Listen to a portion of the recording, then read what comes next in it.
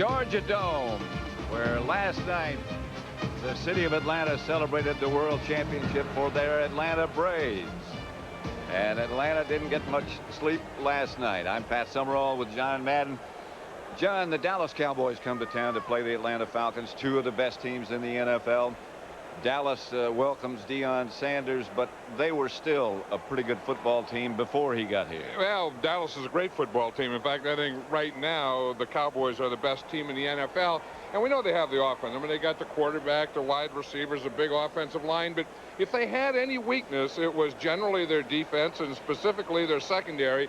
And when you get a guy back like Deion Sanders, who's the best defensive back in all football, he could just take one guy, one side of the field, and that allows you to do a lot of other things on defense. Today's opponent, the Atlanta Falcons, do something a little bit different. They're the only team left in the NFL that runs the run and shoot, the red gun, they call it. What problems does that present? Well, you know, it's different because you don't get to practice against it, but I think you need some of the run in the run and shoot, too. And this guy here, Ironhead Hayward, has to give him some running today. Then I think they have to get some first downs, get the ball in the hands of Eric Metcalf, take a short pass, let him make a big play out of it. But the one thing that the Falcons can't do today, that's have turnovers. Coming up next here on Fox, it's the Dallas Cowboys and the Atlanta Falcons from Georgia Dome. John and I'll be back for the opening kickoff when Fox NFL Sunday continues after these messages from your local station.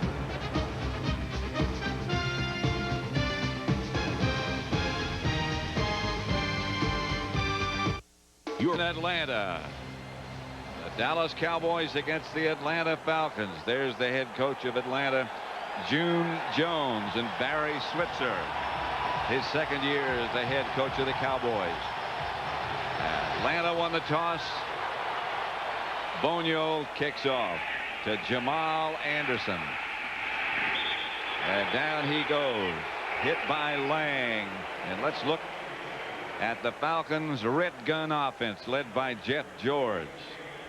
Having a good year. In front of him, an offensive line that faces a challenge. Whitfield, Tobick, Fortin, Zandowski, and Richards. Craig Hayward will be the lone setback.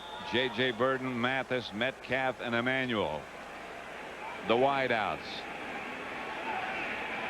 It's interesting to see where Deion Sanders is going to play, Pat. He's here on the right side of the field or the short side. Facing Burden this time. Hayward gets the carry and gets only a couple. The Dallas defense. Charles Haley, 94, Leon Lett, Russell Maryland, and Tony Tolbert. Just two linebackers today as they'll go with 5 DBs, Darren Smith and Robert Jones. And the addition of Darren Smith gives them speed as well as experience. Brock Marion, Deion Sanders, Darren Woodson.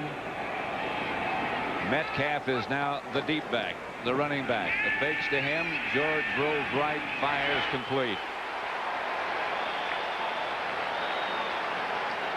That's one of the things that Jeff George was talking about the other day, that they're going to do more of. Usually in this run and shoot, it's usually just a little rollout. What they're going to do today is more bootleg. And you see where the quarterback is going to fake to one side, see, then he's going to roll way out to the other side. Jeff George says instead of just getting behind that guard, they got a lot of pass patterns today that are going to get them outside that tackle area, and that was one, the bootleg. That pass, that first down to Mathis. The handoff is to Ironhead Hayward, and he is swarmed upon. I'll tell you, you need swarm upon to get big Ironhead down. When Ironhead runs in there, he is a big load. Let's watch Deion Sanders out here on Emmanuel. Now, one thing, it's a run. So they're not even playing out there. But yes, Deion says, I know, but he says the guys always try and run him off. I don't know what the heck Deion was doing out there. He wanted some action. Well, he got some. Yeah, because the run was up the middle. Deion was way out on the other side of the field. He's facing Burton this time. And here's George. Gets it out to Terrence Mathis again, who gets about 6 yards before he's taken out of bounds. You know, that's not a bad idea. When you know Deion Sanders is going to be playing man-to-man, run him off. Run him on and up. And they're going to do that today to him all day. They just have J.J. Burton run on and up, then work where he was. You know, work that position. And that's what they did. They ran Burton on and up, and then they just brought Terrence Mathis out in the area where they ran Deion Sanders off of. You better make sure he bites on the up. Metcalf is on the move this time. George back to throw it. They throw it almost every down. To Bert Emanuel. Another Atlanta first down. Darren Woodson made the stop. George has a great arm. That guy that he throws it to has a pretty good arm, too. Bert Emanuel, remember, he was a quarterback in college at Rice. Here they're playing way off, and you saw Larry Brown not comfortable over there in that left side, playing way off, giving Bert Emanuel a big cushion, and they just ran that little hitch pass. That's one of the things that the presence of Deion forces, I guess you'd have to say, is that Larry Brown has to swap sides. He's normally on the defensive right. That time he was on the defensive left. George rolls right. Fires deep. Metcalf touchdown.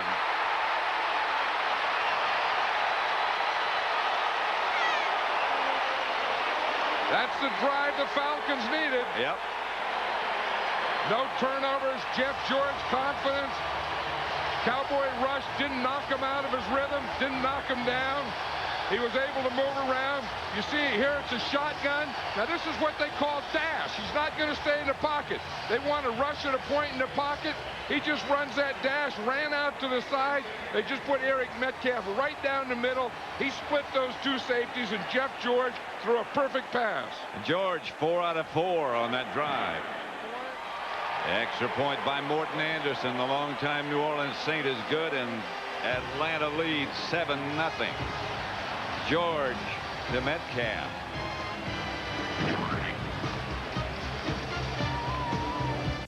And again, here's Eric Metcalf. George is going to dash out here to buy time. Metcalf gets by here, comes up here on Scott Case, makes a move, and just runs a post pattern. See him here, he redirects there, but by George going out to the right, that bought him time, and then at one position he got man on Scott Case, and that is... Flag on the play. Aikman gets ready. Flag on the play. Ron Blum is the referee. That has to be one of those illegal block from behind, wouldn't you imagine, or holding? I would imagine. As you see holding, say we're holding. Illegal holding. Aikman having a great year, sensational year. One of the best offensive lines, Tuanay, Newton, Donaldson, Allen, and Eric Williams. Emmitt Smith, Darrell Johnston, the two running backs, Kevin Williams, Michael Irvin wideouts, Jay Novacek the tight end. Long time in the huddle. Kevin Williams improved, in the words of Barry Switzer, 200% between Thursday and Friday. Here's Aikman. Irvin to the 15. Picked up about 6. Jesse Tuggle and Darryl Talley on the stop. The Atlanta defense injured a bit. We'll get to them in a moment. Well, their starting left defensive end, Chuck Smith, is inactive today, as is their starting left tackle, Pierce Holt.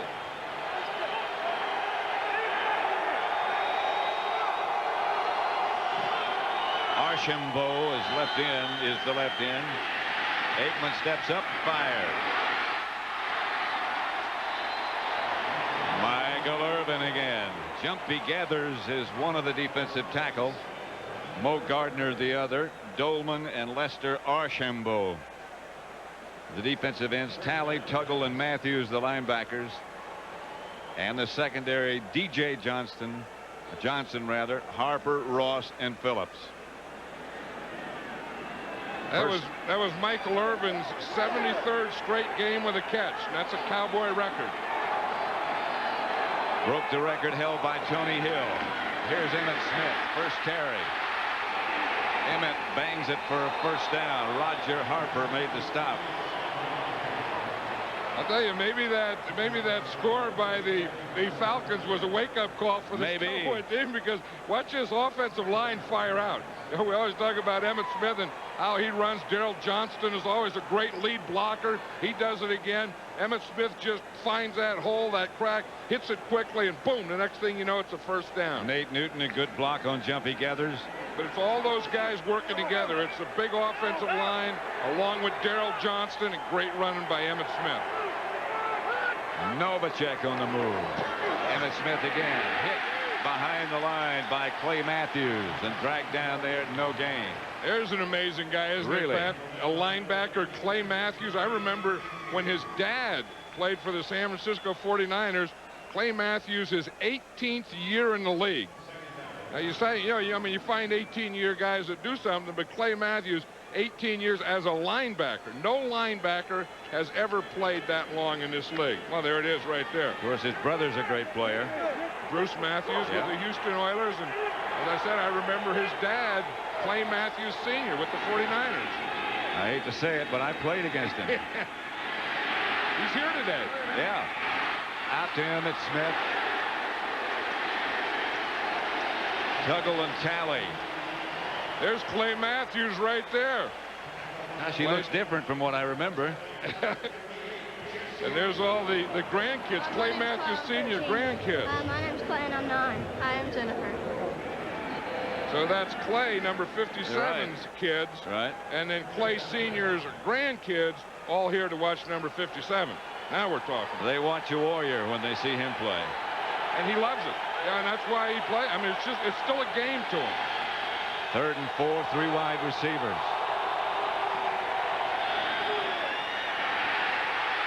Aikman got away from the Atlanta blitz.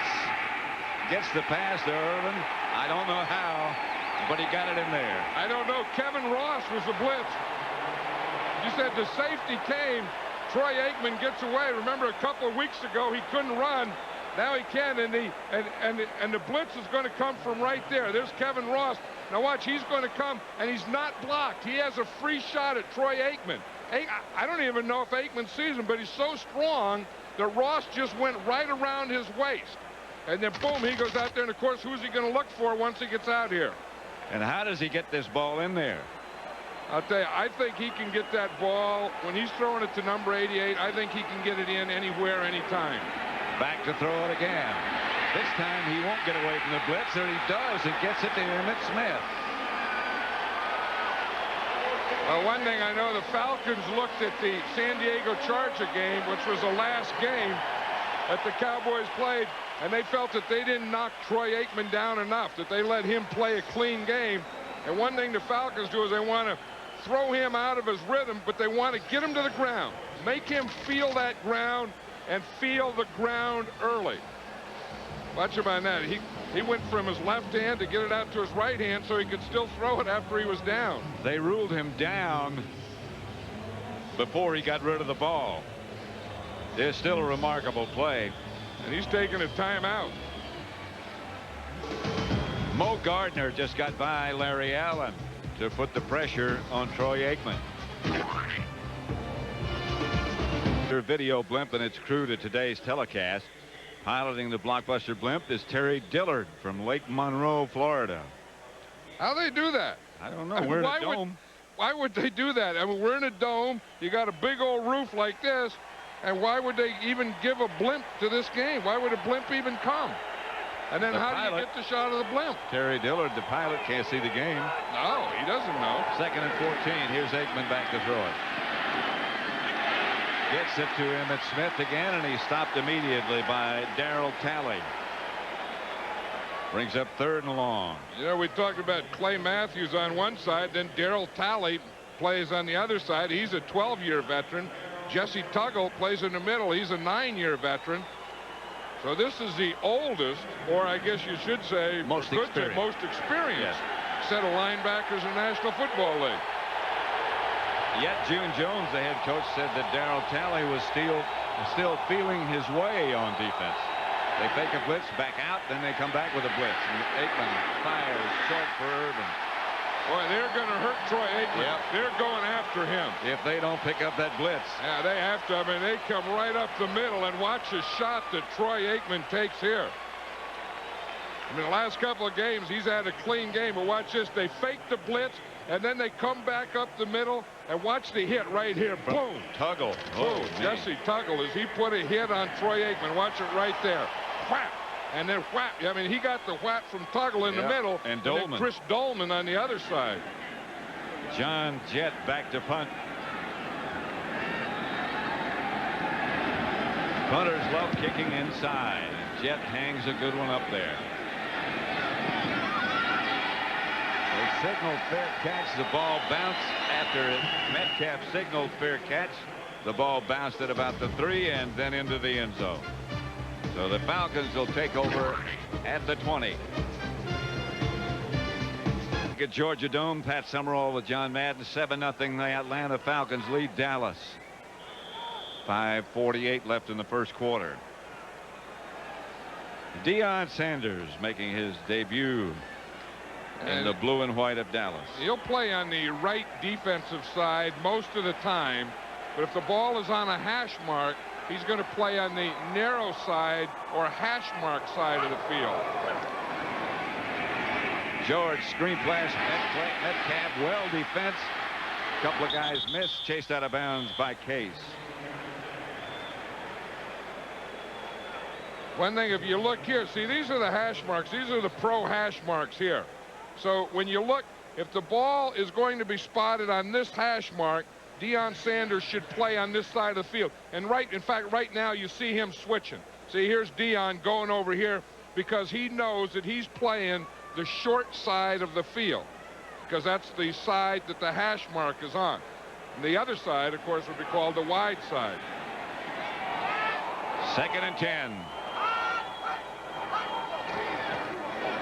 Hayward. That iron head collides and keeps moving. Darren Smith. One thing Darren Woodson made the stop. You have to like about Ironhead Hayward. I mean, he runs in there and he gets whapped every way you can get whapped, and then he gets up smiling.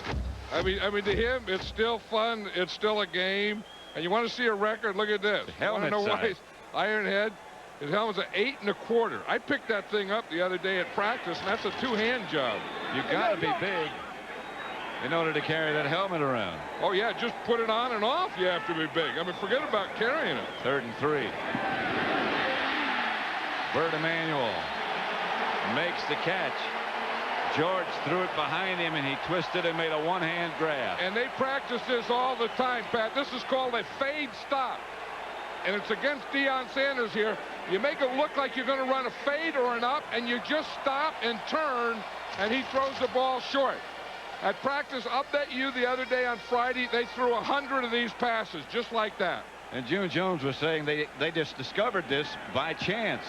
Well, yeah, and you look, every time you see that, you think it's a mistake, that it was a ball thrown short and the receiver had to come back for it. That's a designed, called play. George. Same thing. Same thing on the other side against Larry Brown. To Burden. This is the one. You see, they just go like they're going up. You see, J.J. Burden will come off the line like he's going to go deeper, a fade pattern, and then he stops. And then the ball is thrown behind him, and he just makes a twist and catches that.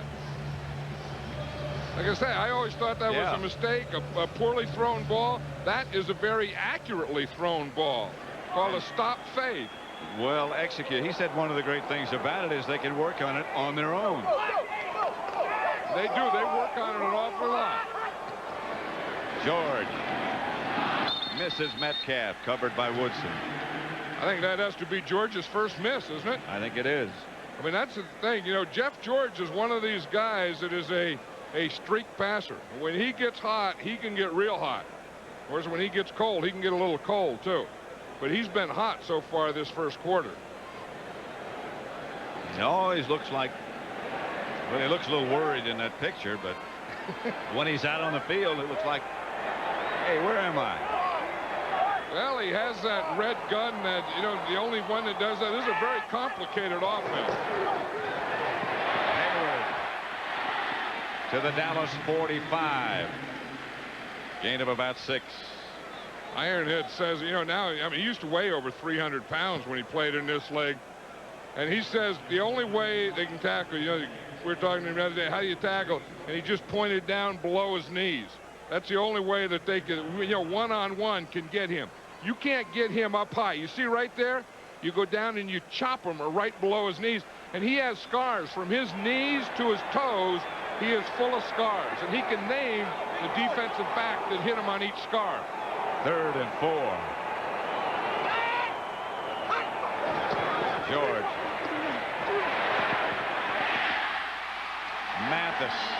First down Atlanta at the Dallas 30. Brock Marion on the stop.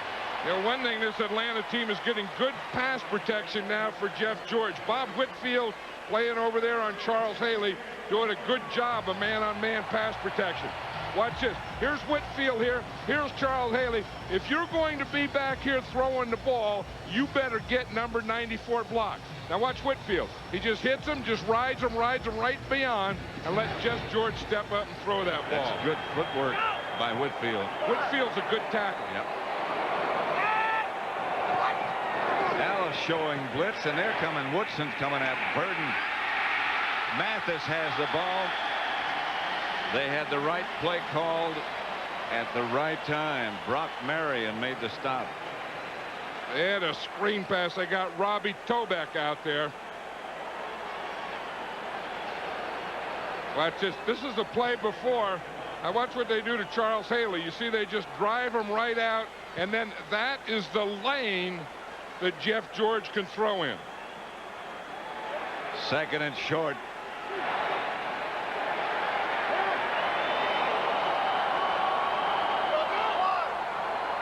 They need about a yard. Hayward is the deep back. This is an audible. Timeout. Timeout. He went from a play to an audible to timeout. The Falcons lead 7-0. 1:02 left in the first quarter. Georgia Dome. Beautiful outside, windy, but it's always ideal conditions inside. Charles Haley and his Dallas defensive companions facing a real challenge from this red gun offense. Charles is probably thinking right now, I better get back there and get a hit on number 1, because I don't think anyone has yet. But he's come for Hayward. Got the first down, I think. If not, he's going to argue for it, isn't he? Yeah. He's going to stand there to make sure he has it. You know, Ironhead is weighed every week. He weighs 250 pounds now, and he gets paid $10,000 for every time he weighs 250 pounds. That's not a bad deal. I mean, what he weighs today, I don't know. Well, Junior Jones says, I don't want to put any pressure on you, he said to Craig Hayward. I'd like to have you at 250, and if it becomes a problem, I'll cut you. That's a pressure. And he didn't get that first down either. There he got it. He does. He just throws it down. He just put that big old head in there. He was mad he didn't get it the last time. He was sure he got it that time. He just led with his head and went whop. First down. That helmet's bigger than my first house. That's the end of the first quarter. The Falcons 7, Dallas nothing, but Atlanta's driving.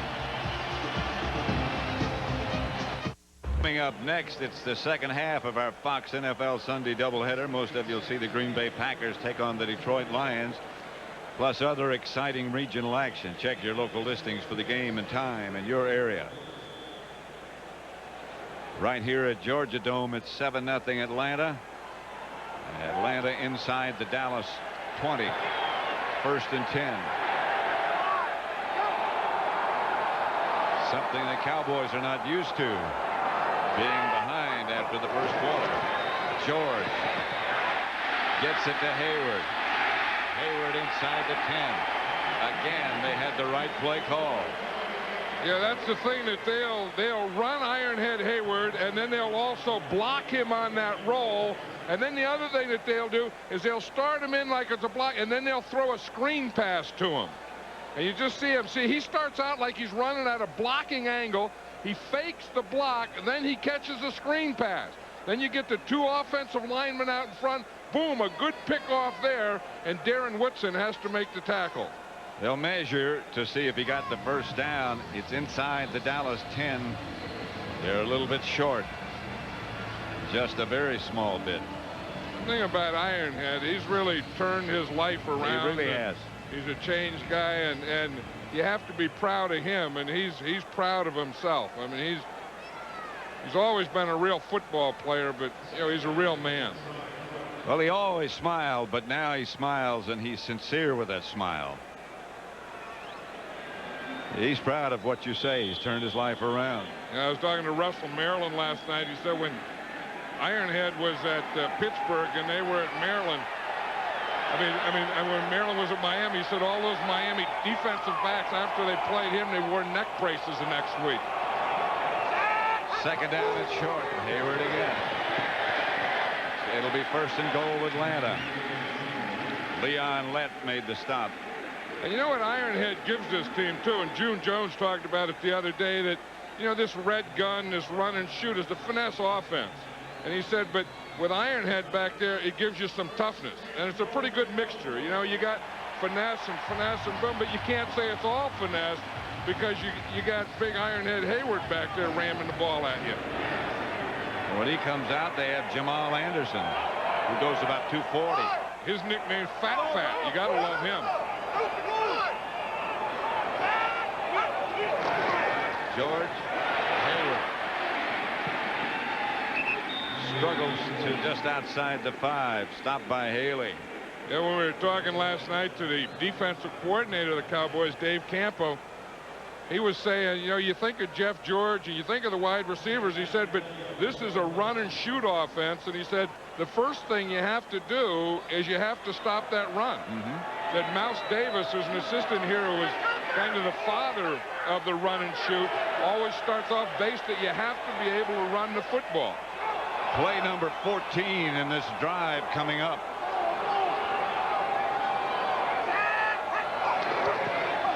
Hayward behind the line by Hennings. That's the place to get him. If you're going to get Ironhead Hayward, 2 things you have to do is, one, you either have to get him before he gets started in the backfield, or if he does get started, then you better hit him low. That time Chad Hennings got in the backfield, got the penetration. Watch Hennings here. He's just gonna knife right through. You see him, he starts in, then he just splits that gap and comes right around Sandowski. 3rd and goal. Now you got to cover him.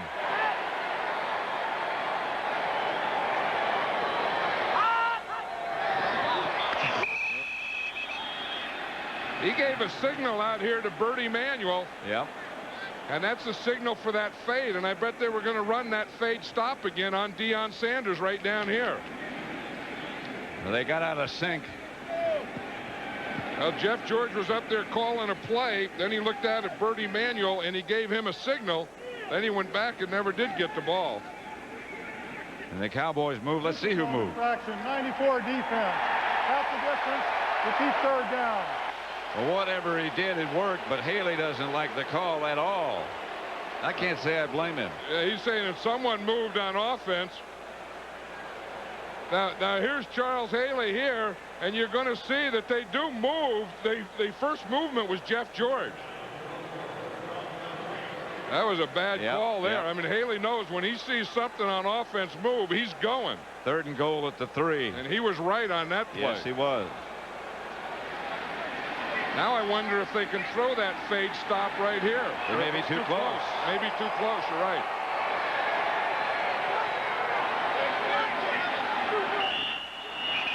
Play clock went all the way down, and the Falcons had to take a timeout. And that's the 2nd time on this drive they had to take a timeout because of the play clock. George headed up to the sideline. There is a day coming up, isn't there, called Halloween. Spirits are out. 3rd and goal at the 3. Jeff George up under the center, back to throw. Out of the end zone. Intended for Burt Emanuel. Deion Sanders got a hand on it. Wonder why they pay him all those millions of dollars. I guess that's why. I don't know that they wanted to work on Deion Sanders down there, but Deion Sanders was covering man-to-man on Burt Emanuel. And those guys don't have that room to operate this red gun down close like this. And Jeff George wasn't able to throw it when he wanted to. He had to hold it and wait a while, and like you say, then you just run out of room down there. From 21 yards out, Morton Anderson is good, and Atlanta leads 10-0. June Jones red gun working perfectly so far.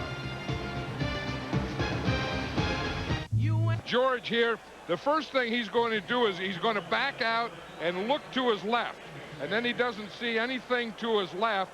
Then he's going to come back to the middle, and he has nothing there. Then he's coming to his 3rd wide receiver. See, and he had to wait that long, and by that time Deion Sanders had perfect coverage on Burt Emanuel. Morton Anderson's field goal makes it 10-0 Atlanta. He kicks off a bouncy kick down to Clayton Holmes. Holmes to the 20. Watch this now. Here's George throwing the ball. Now watch Deion Sanders. The ball goes right through his hand. First of all, it looked like he could have caught it. Then he decides that he can't catch it, and he's going to knock it down. Watch the coverage right here. He grabs Emanuel a little. Now, but that grab, that brought him right in position to get between Jeff George and Burt Emanuel and get into the position. See, now Burt Emanuel's telling his teammates that's what he did to me. See, he grabbed me by the back, then I went up, and he went by. Emmitt Smith gets the carry on 1st down, stopped by Jesse Tuggle.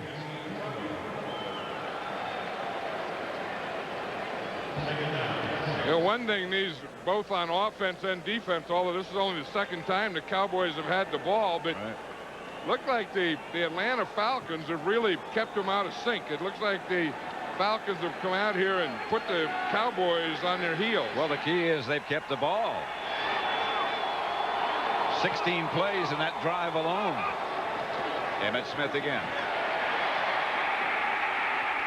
Emmitt to the 38. Right now for McDonald's game break. Let's return to James Brown in Hollywood. Pat, Rodney Peete may not be stylish, but he's been effective. Play action. He's got time and finds a wide open Calvin Williams for the score. Eagles on the board in the 2nd, 7-0 over the Rams. Let's take you back to Pat and John. Back at Georgia Dome, Deion Sanders is lined up behind Michael Irvin on offense. And he'll probably be a decoy. They'll probably fake a reverse to him and throw a screen.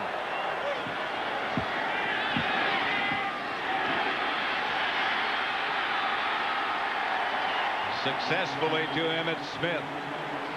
Yeah, they said that that's what they were going to do the first time, you know, put him in on offense, and then the Falcons say, there's Deion, there's Deion. So instead of giving him the ball or throwing it to him, they were going to fake it to him. So what they did is they put him out there by Michael Irvin. See, they put him out here. They'll bring him here on the reverse, fake the reverse to him, and then they're going to throw a screen pass to Emmitt Smith. See, they bring him here. Everyone's going 21, 21, look out for Deion. Then they were going to screen back to the area that he left from. First down. It's something. It's an offensive play. Emmitt Smith again gets into Atlanta territory. Picks up about 4. Sanders had gone back to the sideline, and Kevin Williams was back in the game. So Deion's offensive effort so far has been one play, a decoy. Yeah, and the thing is he's been out there on defense a lot today too. So, you know, one of the things that, you know, you talked about earlier in the pregame show, and Deion talked about, is he's not in the best shape of his life because he had the ankle injury. he hasn't been able to do a lot of running while he was rehabbing. That was Novacek on the move, but this is Emmitt Smith straight ahead. Does not get a first down, only a couple of yards. That guy number 73 down in the ground, that Larry Allen. I think right now, although he was beaten one time today by Mo Gardner, but I think he's the best guard in football right now. He can be devastating. I mean, you watch the things that he does on run blocking and on pass protection. I mean, he just fires out and knocks him backwards. 326 pounds at least. He doesn't look that big. 2 yards. Aikman to Irvin. Now, is that a pretty good move? He just gave a head slap to DJ Johnson. That's a defensive lineman pass rush move.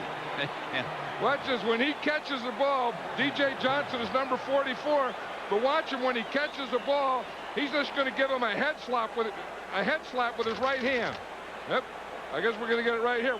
Watch the head slap right there. He just gives him a head slap, pushes him right by, push, and then just goes whoo. Olay. He'd already beaten him with the fake,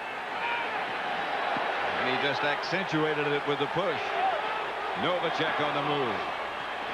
Aikman, Irvin, incomplete. A little bit behind him. DJ Johnson and Harper close by Irvin. Roger Harper's number 47, and he is a big free safety. He weighs about 230 pounds. So when you run in there, you see that 47, and he's playing deep in there, that deep safety. That's like running into a linebacker. I mean, that Harper is a big guy. See, and now Michael Irvin doesn't want to run anymore, and Troy Aikman doesn't want to lead him into Harper. Right. So part of that is Michael Irvin coming under control.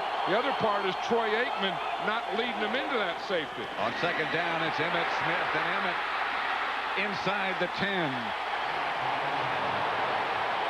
Harper and Ross converge on Smith. Yeah, this defensive line is beaten up, and they can't stop Emmitt Smith. And I think that the Cowboys are starting to realize that they're just going to give today a heavy dose of Emmitt Smith. I mean, that big offensive line just rolling up guys, making big holes for Emmitt. Of course, at the end, there's still going to be 4 or 5 guys there to get him. First and goal at the 9. This drive has been Emmitt Smith, and now Daryl Johnston gets down to about the 5.5. Yep, they know that moose everywhere, don't they? Yep. In fact, June Jones was saying before the game, he said there's going to be so many Cowboy fans here today that we may have to have our guys using earplugs. Well, that's the thing about the Cowboys. Wherever they go, the hotel, the stadium, there's a mob that follows. Oh, yeah, they have you talk about lobbies and all-league lobbies and all-pro and all-time lobbies. A Saturday night Dallas Cowboy lobby is an all-time all-pro lobby. Smith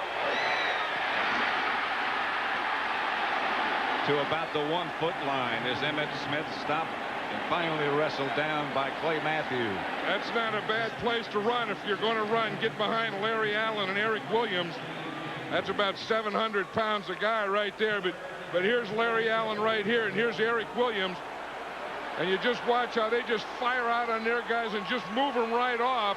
And then the guys that they don't move off, Daryl Johnston will move off for them. This is a 2 tight end setup. Stone. This is Novacek in the. This is Emmitt Smith. Let's go ahead and get him in the end zone first. That drive, with one exception, was number 22.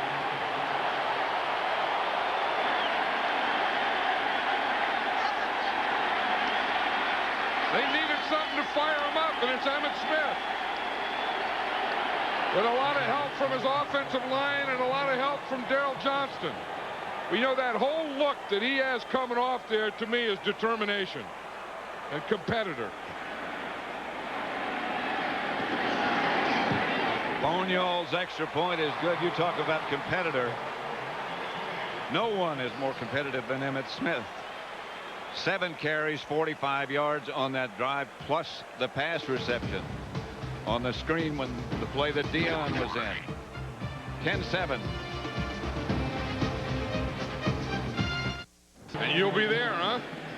Well, you're clearing the way, aren't you? Yeah, I'm going to Las Vegas right from here. Yeah. Preston. Flag on the play.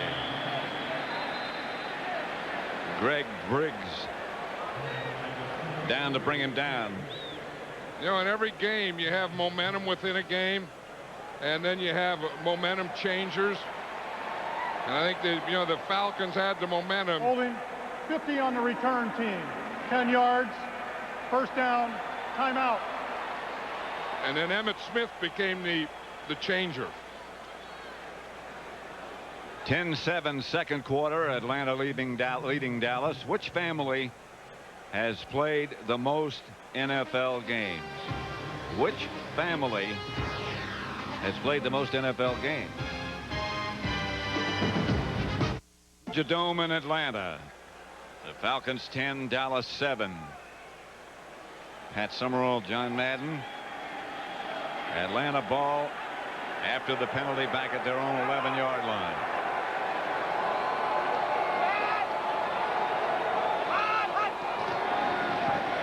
George chased by Tolbert, gets the ball out to Metcalf. Gets up and down in a hurry. Brock Marion on top of him. The Aflac question of the week again. Which family has played the most NFL games?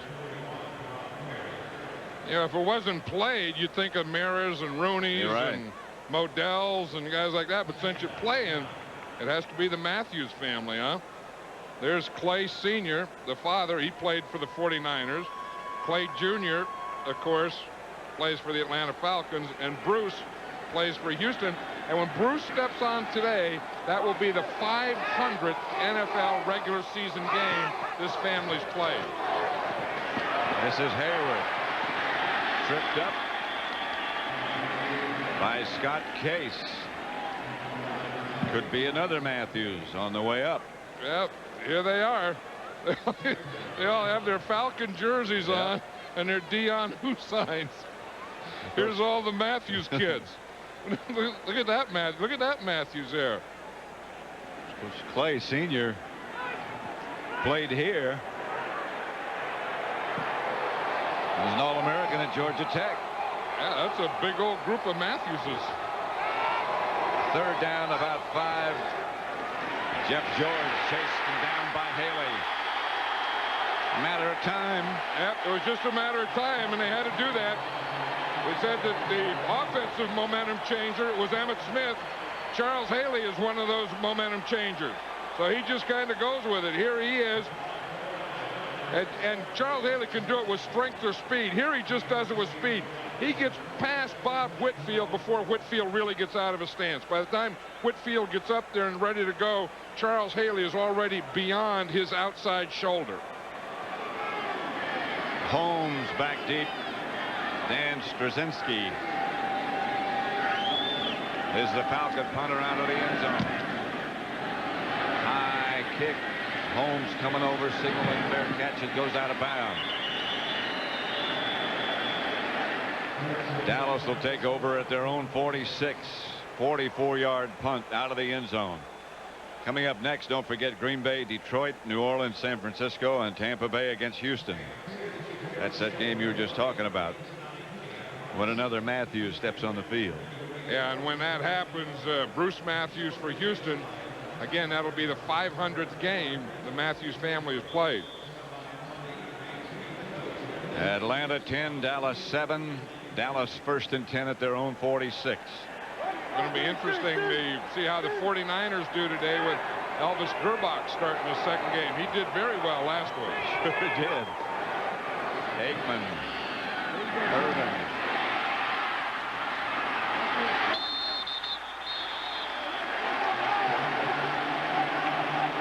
Irvin. I think this is all the Cowboys need, is they just needed their defense to get them the ball.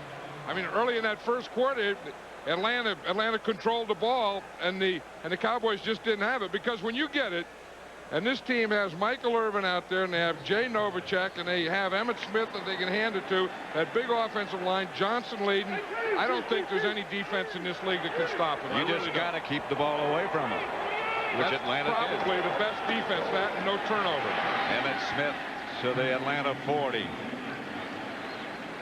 And then they just give him a heavy dose of Emmitt Smith because this defense can't stop Emmitt Smith.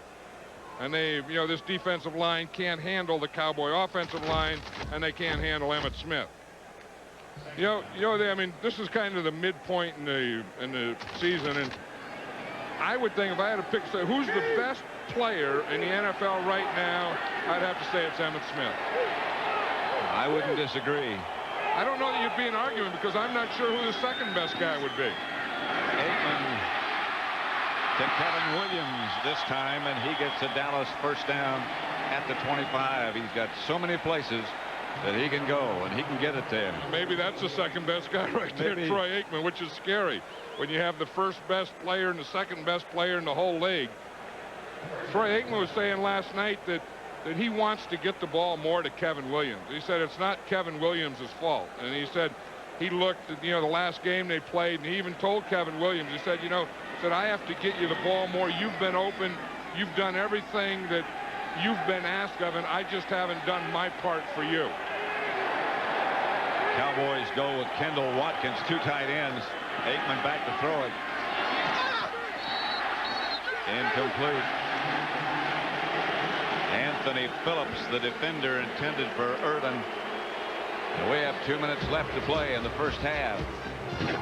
Atlanta 10, Dallas 7. Home at Georgia Dome that they don't acknowledge in Atlanta. One guy that hasn't caught a pass yet in this game is Jay Novacek. Right. And you'd expect that one of those should be coming up shortly. This would be a good down right here. It's also a good down for Emmitt Smith. Almost broke it. Tripped up by Tuggle, he was in the end zone. Yeah, I think right now that the Cowboys know that they can't stop Emmitt Smith just running here in this left side. It's a draw. They get Chris Dolman up the field. Chris Dolman is rushing the passer. Mark Tuinei just pushes him by. Dolman just runs himself out and creates such a big hole that you could darn near drive something through it. Did you see the block that Nate Newton got on Gathers? Yeah, Nate got that drive block, and that's the other part of the play. Aikman. Emmitt Smith at the 5, where it will be first and goal, Dallas.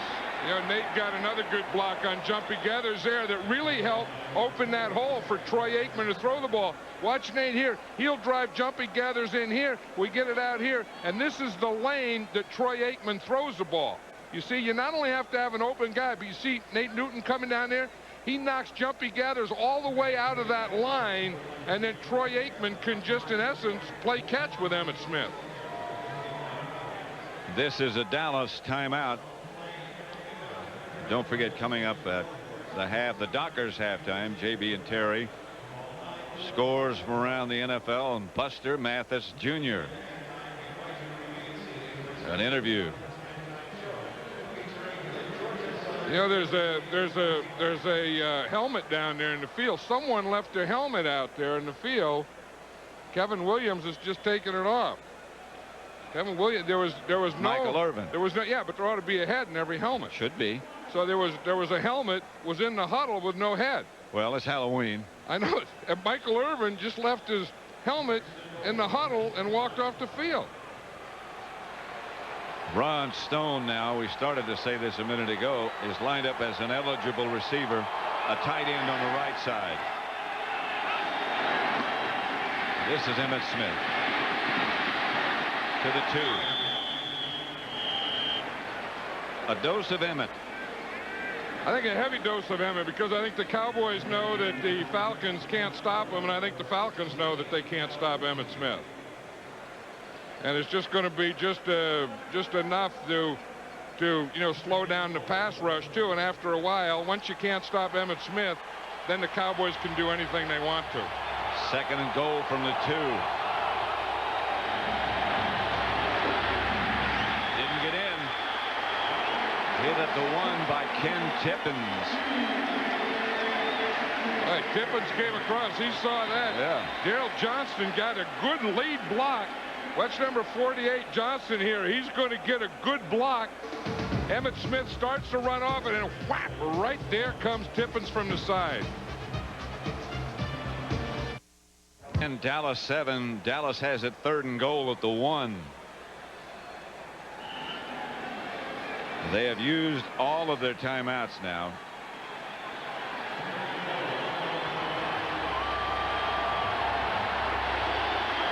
I think this almost forces a passing situation, because you either want to throw the ball and then it's either a touchdown or it's incomplete, and then you can kick your field goal. Well, a dose of Emmett wouldn't be bad either. And you don't have any timeouts left. The pass. The touchdown, Novacek. And see, the Falcons should have known that the Cowboys didn't have any timeout, and although the ball was on the 1-yard line, to save it, they had to throw the ball, or time would have ran out if they didn't make it. So what they did is they run a play fake. You see, they fake the run, and they fake right in here. Novacek runs a crossing pattern. He's just running the deep line, the back line. You have a crossing pattern in front of him right in the goal line. Then you have Jay Novacek coming across on the back line. With nobody else even in the picture. They all went for the play fake, but they shouldn't have. Touchdown pass from Aikman to Jay Novacek. And as you said before, that's the first pass he's caught today. Yeah, and you knew that eventually they were going to start looking at Jay Novacek, because he's one of Troy Aikman's favorite. And I think, again, we talk about the Falcons. They had the momentum. They had everything going. And then this guy right here came in and took the game over. And then he got the momentum back for the Cowboys. And then once they couldn't stop Emmett, then anything and everything is going to go for this offense.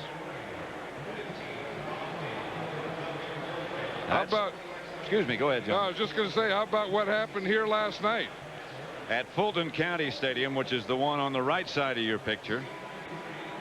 And the new one, the one on the left, the incomplete one, is the Olympic Stadium.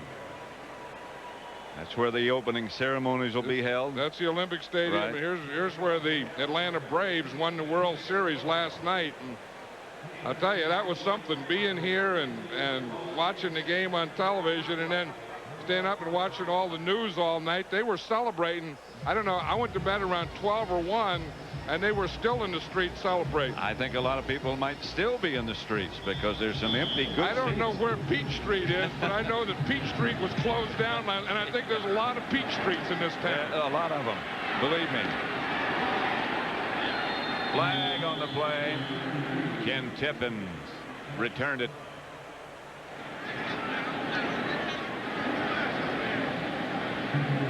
Dallas leading by 4. Penalty marker on the play on the return against Atlanta.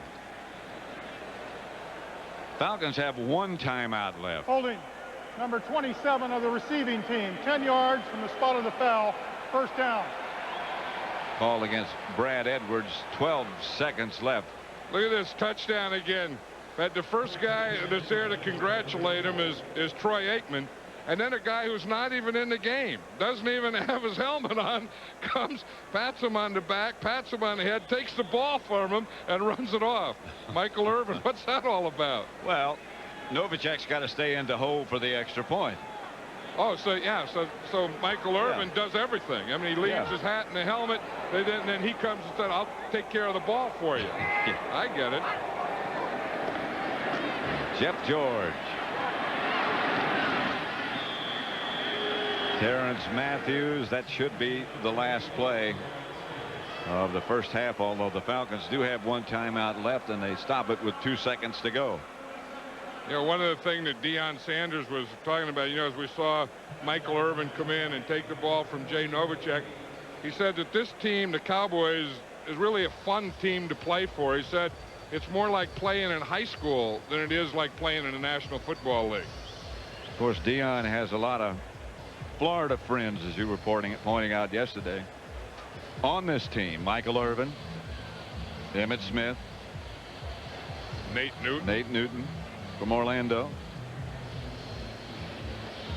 There's Nate Newton right there. He's trying to find his belt.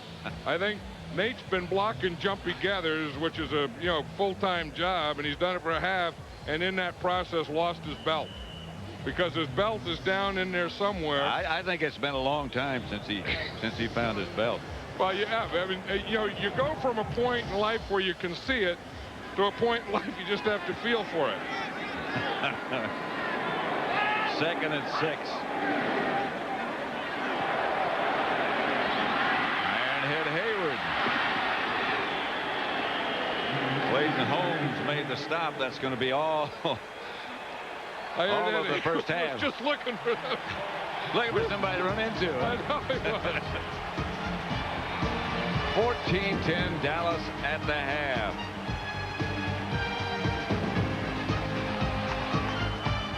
At the half at Georgia Dome. That's Stone Mountain in the distance. Pat Summerall here with John Madden, and I think you'd have to say the Falcons early on in the going had the Cowboys on their heels. Yeah, they did. I think the first quarter was the Falcons' quarter. Yep. They came out and everyone's worried about Deion's going here, and Jeff George just took the Falcons right down, and the Cowboys really didn't adjust to this new defense. Then in the second quarter it looked like the Cowboys kind of took over, and Emmitt Smith says, hey, enough of this, let's us start playing Cowboy football, and they did. That would be reflected certainly in these statistics. These are done by quarter, and look how the Falcons dominated first quarter, 132-44 in total yards, and in time of possession they dominated as well. Yeah, and in score, and then you go to the second quarter, and then you see that the Cowboys take over all that they get the 134 yards now to the 38 yards of the Falcons. One big thing, and I think the reason that this game is so close, is that there haven't been any turnovers, right, and especially this one right here. I think that's real big. Like I said earlier, if the Falcons are going to stay in this game, they have to keep those turnovers down to none.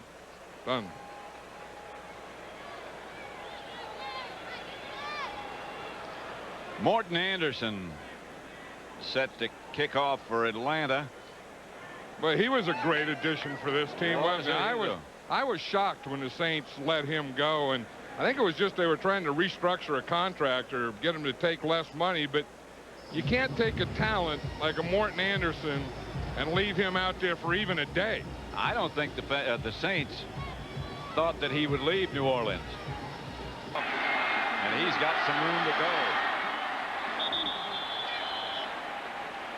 Remember Clayton Holmes? Remember Clayton Holmes at the last play of the half? There's Ironhead Hayward. He got the ball. Now watch him. He's going to break loose. Now here you are. You're Clayton Holmes. You weigh about 160 pounds. And you got to take down that 250-pound load coming at you. We added the sound.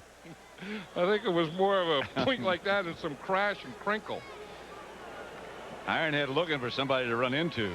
Oh, yeah, because that was the last play. Time had run out. He knew he wasn't going to go all the way, although that'll help his rushing stats. On first down, Smith tripped up by Tuggle right at the line of scrimmage. That's one thing about Tuggle. He's right here. See, they stack their three linebackers like Dallas does. I mean, everyone's doing that now. Tuggle being the middle guy, and when Daryl Johnston starts his league, Tuggle hits that hole but misses Daryl Johnston. He's a guy that nobody thought was, number one, big enough to play, number two, from a small school in South Georgia. He makes a lot of tackles. Got a nose for the ball, as they say.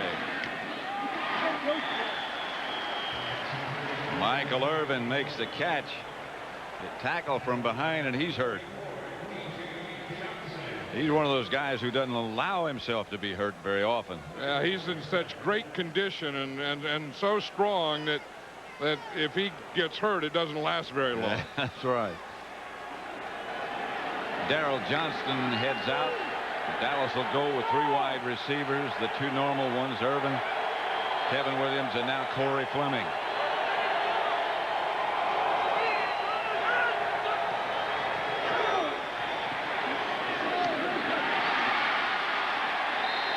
First down, Dallas to Kevin Williams from Aikman. Yeah, that's what Troy Aikman said last night he wants to do. He said that he felt that he hasn't been getting the ball to this guy enough here. Kevin Williams is in the slot, and you're just going to see him come up. Then he's going to make a little move to the inside. Then he's going to go back to the outside. Troy Aikman hits him perfectly. Sanders now in at wide receiver for the Cowboys. You know, I think that first time they faked the reverse to him. This time, I think they have a play for him. Now, whether they'll throw it to him or not, but he's going to be involved in this play. Aikman back to throw it. Irvin makes the reception. Short of a first down stop by Anthony Phillips. And they had Deion Sanders. That was one of the patterns they had for him. That's called a post pattern. And you see Deion is going to be out here, and he's going to run up in here and into the post deep. But you can see that they're waiting for him to go deep, too. The corner's just running off, not going to let him catch him. Then there's going to be a safety waiting in there, too. So that read brings Troy Aikman back to this single coverage. And anytime you get single coverage like that on Michael Irvin, I'll guarantee you, and Troy Aikman sees it, that's where he's going.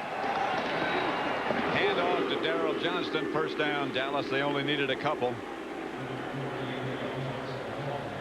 The old Moose, he likes pounding in there behind Larry Allen and big Eric Williams, huh? Look at Eric Williams. Yep. You know, he's still rehabbing that knee. I mean, he's not back to 100%. But when he gets back to where he was the best offensive lineman. I mean, forget guard or tackle or center. He was the best offensive lineman in all of football.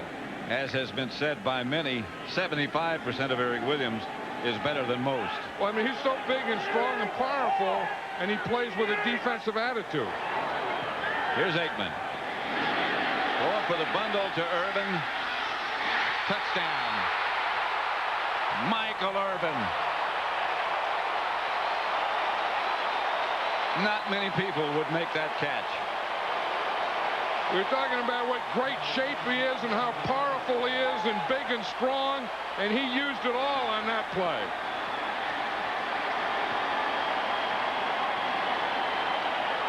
Anthony Phillips is number 26. He really has pretty good coverage on him.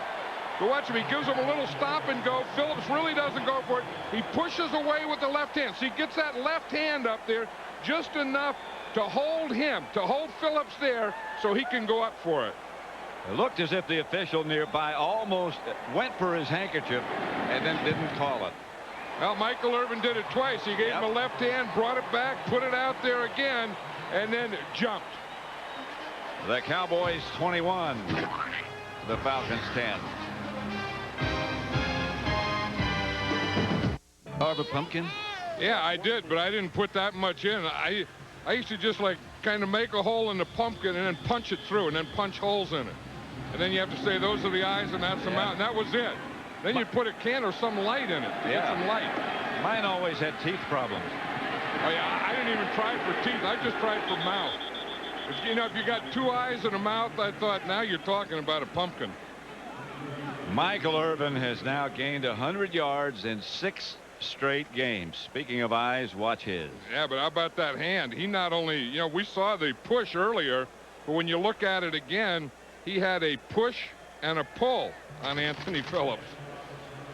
And a Chichi Rodriguez. I'll tell you, but he does it. I mean, his positioning and his concentration and his hands and his strength. And, I mean, that combination, and then plus the confidence that Troy Aikman has in him, he is darn near unstoppable.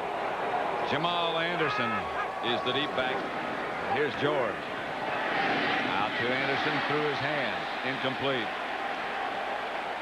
Yeah, you look where Jamal Anderson's power is. It's really, down below from his waist on down. In fact, his nickname is Fat. Fat? Yeah, Fat. Yeah, F-A-T, F-A-T. And that's from, the waist on down. And what they do is they put him in for Ironhead Hayward just as a change of pace. Well, he's 240. Ironhead 250. So it's not that much of a change in pace. Yeah, but Anderson's a little quicker. We'll see. Flag on the play comes flying in. Robert Jones on the stop. Hayward gets a rest. Rod Blum, the referee. The other change of pace that they get is sometimes they put Eric Metcalf back there and Iron Hayward in the slot. Now that's a change of pace. I mean, that's where you get some real quickness and speed back there. And Fat's not in there. Fat's in there when Ironhead's not in there. Offside, 21 defense lined up in the neutral zone. 5 yards, repeat second down. Your cornerback is offside. Yeah, that'll go down as some kind of record. That's Deion Sanders' first penalty as a Cowboy. And that, you know, that's for playing that tight coverage, that man-on-man, that bump and run. You get up there and you want to bump the guy. And when he's the flanker, he's off the line. Sometimes he'll bring you across that line. 2nd and 5. Anderson. Got a couple. Russell, Maryland made the stop. I think even though Atlanta's down 21-10, they don't want to go into a panic mode. I mean, they still have plenty of time. So what they're trying to do is get a little change of pace here, still keep their running, not go where they just have to pass every down. You know, and just kind of get things going, get some first downs, then maybe get a big play, but try to get some control back of this game. 3rd down, a long yard. Anderson gets it. 1st down, Falcons. Robert Jones again. Number 55 on the stop. 21-10, Cowboys leading. Yeah, the Cowboys have really been able to play the Falcons in this run and shoot basically with 2 linebackers all day. They've had, you know, Robert Jones in there and then Darren Smith, the 2 linebackers. 5 defensive backs, Scott Case being the extra defensive back. And other than 3rd and long yardage, they've played that pretty much as their standard defense. Darren Smith, of course, this is his first game back. It's a workout against this run and gun. George chased, and down he goes. Haley in a game with Lett. You see Charles Haley right here. He's lined up on the tight end. He starts to the inside. Like you said, Leon Lett started to the outside. Charles Haley, the end, goes to the inside. And they do this better than anyone. See, Lett starts off to the right here. Charles Haley goes to the left around the corner. And look what he found. Lett occupies 2, and Haley's so quick he can get in behind him. Yeah, by just getting penetration, he knocks off that tackle. Anderson, the ball carrier. Again, it's Robert Jones. You know, and that's why I've always had so much respect for Charles Haley, because we talked about a momentum changer and how Emmitt Smith did it on offense. Charles Haley did it on defense too. I mean, he came in and the Falcons were going, boom, he gets a sack. They start to try and run and get something down here. Boom, he gets a sack and puts him in a long yardage. 3rd and 14. Haley gets a rest. They got to have Haley in there on 3rd and 14. That's when I'd want him there. Shante Carver at right defensive end. Shovel pass to Anderson. He's close to a first down if he didn't get it. See, he has that speed there that Craig Hayward doesn't have. That little burst that he could get right there in the middle, and then at the end, that extension at the end came very close to getting him a first down. I think if you're June Jones, you're hoping like heck that this is a first down so you don't have to make a decision here to go for it on 4th down. You think his decision would be go? Well, you see his head just jerk back. Yeah. You know, you don't want to make that decision.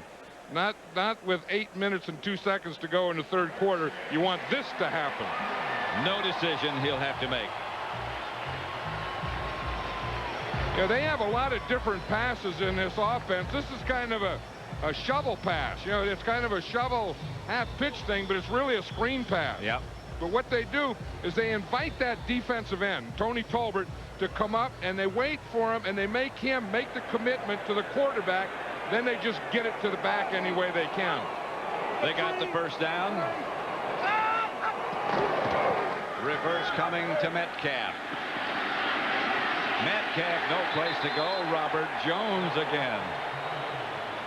And Charles Haley there, too. They were trying to get around Charles Haley. They did get around him, but then they ran right back into him. They had this played well. But you see, here's going to be Haley here. He starts to the inside. Jones starts in here. Jones starts back, and then he gets him to cut back inside. And then right there is Jones, and there's Haley waiting again, too. The guy that really made that play, though, was Darren Smith. Yeah, because he made him cut back into Jones, and then Jones made him cut back into Haley. 2nd and 11. Throwing down for George. He has time. He gets it to Metcalf. Metcalf out of bounds, and Atlanta first down at the Dallas 41.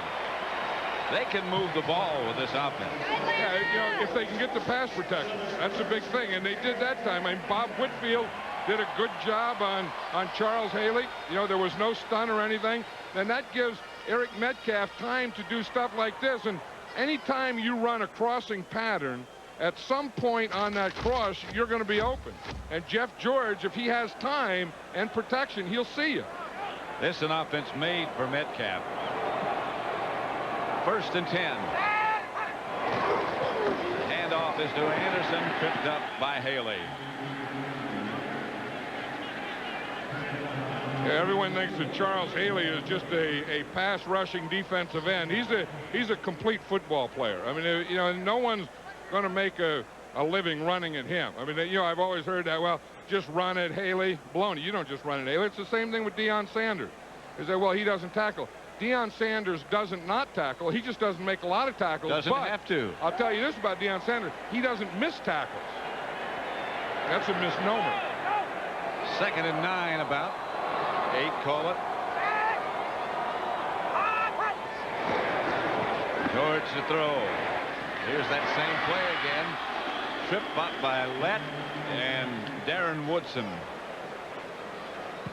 You know, one thing, that was a smart thing. I think getting Jamal Anderson in there, because all he is a change of pace, and they wanted a change of pace, and now he's coming out. I mean, he's like, you know, in baseball, they have the starter, then they have a middle reliever, and he just does a roll for a while, gets things going. Then they, you know, you bring in your closer. That's what they do. That's what the Braves did last night with Glavine and Wohlers. I would wonder why they needed a closer the way Glavine was pitching. What do you need a closer for?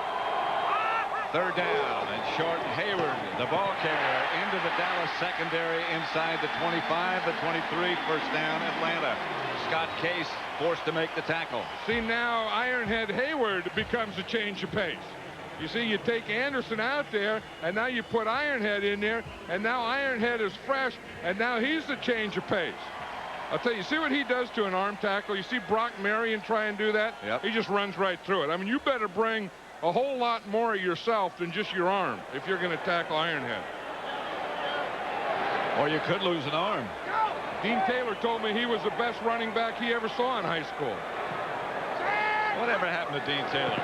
He went to Passaic High with Ironhead. George dancing in the pocket. Tony Tolbert and Chad Hennings, the first two to arrive. That's the thing, you know, they're so big in here. Here's Chad Hennings here. Here's Russell Maryland here. And if you are going to run that inside, you have to get those guys blocked. And if you are going to step up in the middle, you better watch out for those big tackles stepping up in the middle. That's why in these 4-man line, if you don't get those guys blocked in there, you can't run. And if you don't get them stopped on the line, it's hard to step up in pass protection. 2nd and 12, Anderson back in the backfield, and he gets the handoff. Hit first by Case, wrapped up by Maryland. Russell Maryland said he had enough with Jamal Anderson there. I mean, when Russell Maryland brought himself there all the way down the line, he said, if you're going to run that far and you're a big defensive lineman, when you get there, you're going to finish it off at the end. 3rd down, Atlanta. 3:15 left to play in the 3rd quarter. Dallas 21, Atlanta 10. 3rd and 9. Metcalf started left, went back right. George to throw it. George chased by Tolbert. Going to run out of room. Bert Emanuel, the intended receiver. Hey, that reminded me of Joe Montana against the Cowboys. Remember when Too Tall Jones was throwing him and chasing him, and he threw that ball to Dwight Clark? Watch Jeff George. He's going to start here with his roll to the right. Then he's going to feel the pressure from Charles Haley on the backside, so that makes him get outside.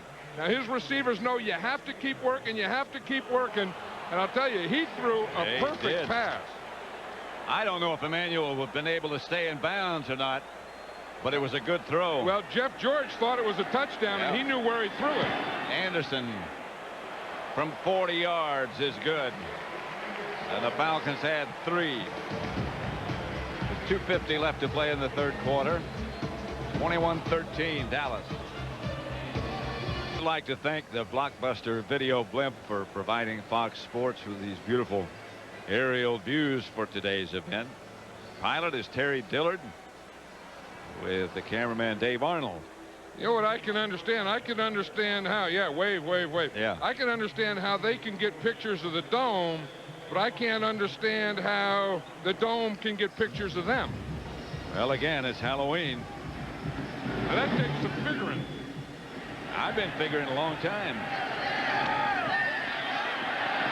Clayton Holmes brings it out of the end zone to about the 18. Tippins down to make the stop.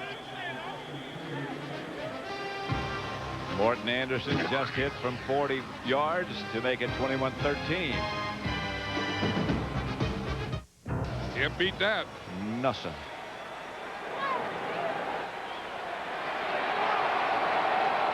Cowboys ball at their own 18. Aikman back to throw it. Swings it outside to Emmitt Smith, and Emmitt out of bounds at the 20. This game summary coming up, brought to you by Budweiser. Dallas has scored a touchdown in each of its last 3 possessions. They've only had 4. Irvin 8 catches, 119 yards, 1 touchdown. Jeff George is 15 out of 19. And the touchdown pass to Metcalf. 2nd and 9.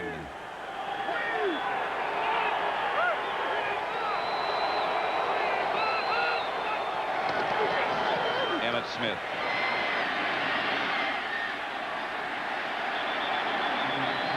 About a yard shy of the first down. You've been wondering, I'm sure, about how we got those shots of the blimp. No, are these guys here? Yes. Right here and there?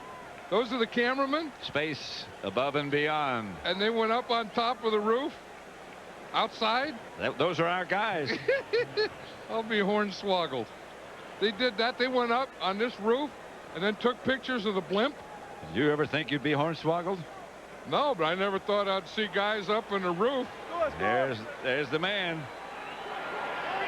Yeah, he has that goofy look in his eye. I know where he's been. Deion Sanders at wide receiver. He gets the pass from Aikman, the hitch. And Sanders stretches for yardage.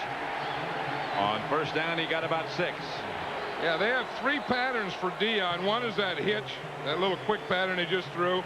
One is a post pattern, and we saw him run earlier, and they threw it to Michael Irvin. And the other one is an up. Here he is right out here.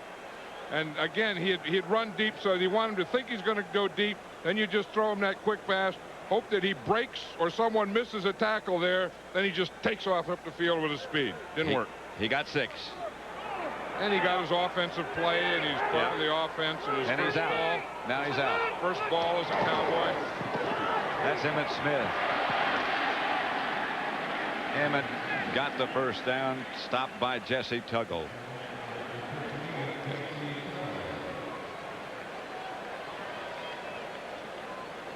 You watch this. You know, this is one of the problems with that 3-step drop is that the quarterback doesn't get very far from the line of scrimmage. And that play there, it looked like Troy Aikman hit his hand on a helmet. Remember that happened to him last year. In fact, he did. It doesn't look like it. He did hit his hand on a helmet. You always worry about that with that short drop, because to throw that quick hitch, he's only going to get a couple yards away from the line of scrimmage. On first down, he gives again to Emmitt Smith. Emmitt cut down after a couple. Kevin Ross. Burrow make the stop. That's the end of quarter number 3 at Georgia Dome with the score Dallas 21, Atlanta 13. In the fourth quarter at Georgia Dome, 21-13, Dallas leading.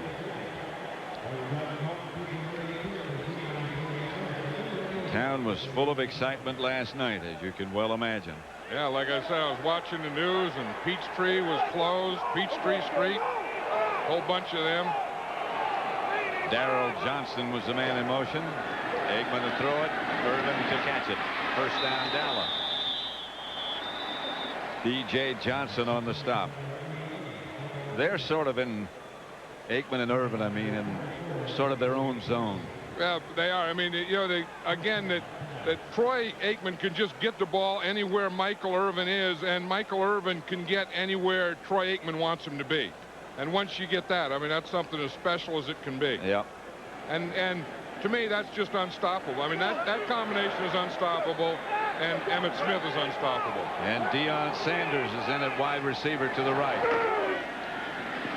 Aikman going deep for Sanders. Whoa, almost a spectacular catch. He should have kept running. The dive by Deion almost brought about a spectacular touchdown. And there's no one that wants this more than Deion Sanders. He gets by one. He's one-on-one. He's man-to-man. But see, if he would have just run through that, if he had not left his feet and kept running through that, I mean, who am I to tell him? But if he just keeps running, I don't know. He's going to get a rest now. There's no one that wanted that more than Deion Sanders. Like he said, he wants to make things happen. He wants to dictate. He wants to be part of a game. He doesn't want to be bored. He's not going to be bored doing that. Here's a guy who can make some things happen. Emmitt Smith. Stopped by Ross after a gain of about 7. You know, one thing about Deion Sanders, I mean, he has this persona and all that stuff, but haven't seen him, you know, going to practice and talking to him and watching. He's just a different guy, but everyone likes him. You know, I mean, you can just see there in the sideline. I mean, the coaches, he went back there, and all the players, you know, patted him on the back and the head. He is one of the most likable guys on any team that he plays on. And that play right there is one of the reasons he signed with Dallas, to get some offense. Here's Emmitt. Inside the 30, and he was off almost. Kevin Ross tripped him up. And if he doesn't get tripped up, you were right. That was a touchdown. He's in the building. Yeah. Well, he's somewhere. He's left over from the Braves game last night. I think there's probably a lot of leftovers from that Braves game, or at least the Braves celebration. A lot of people couldn't get in the game, so they just went out and celebrated. When Emmitt has 100 yards, the Cowboys are 38-3. He has 105 and 19 carries now. I think anytime the Cowboys have Emmitt, period, they win.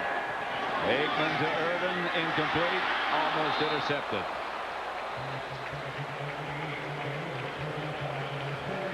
You know, there's a guy that's always serious, though. I mean, Deion is running post patterns, and he's throwing the ball, and, you know, and everyone's, you know, congratulating Deion and everything. And Troy Aikman always has that serious look on his face. I mean, he always looks like what he's doing is the most important thing that's being done in the world. And to him it is. And you wonder if he's enjoying it, though. I mean, he has all this fame and money and everything, and, you know, once in a while you just ought to have a good giggle. Here's Emmitt Smith again.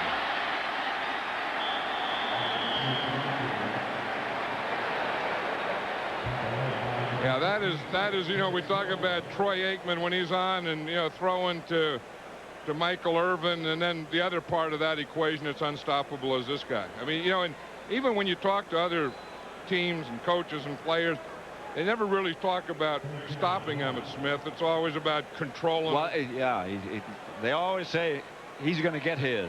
Yeah. Behind this group. Yeah, I mean, behind that group. I mean, yeah, I wouldn't say I would like to be, but I would love to have coached this group of offensive linemen. Here he is. Near first down yardage. I believe he got it. Jesse Tuggle. If he did, he got that on his own, because there was a matchup between Emmitt Smith and Jesse Tuggle, and whoever won that gets the first down or not first down.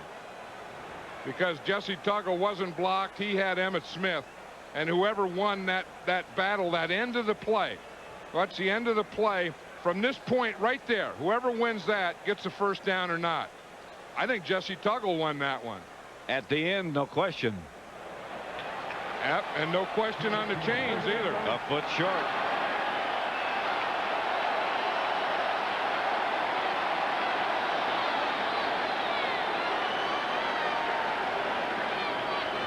That's a play before that. Kevin Ross, that's where his hand winds up. It's inside Emmitt Smith's face mask. Disappeared. Yeah, that's all the way in. He has his hand all the way into his elbow. 4th and about a foot. And they're going to go for it here. And one thing the Cowboys don't do, you know, in this situation, if you're going to go for it, it would call for a quarterback sneak. The Cowboys and Troy Aikman do not quarterback sneak. This is going to be Emmitt Smith running. 4 out of 5 on 4th down for the season. They haven't had to do this much. Emmitt got it.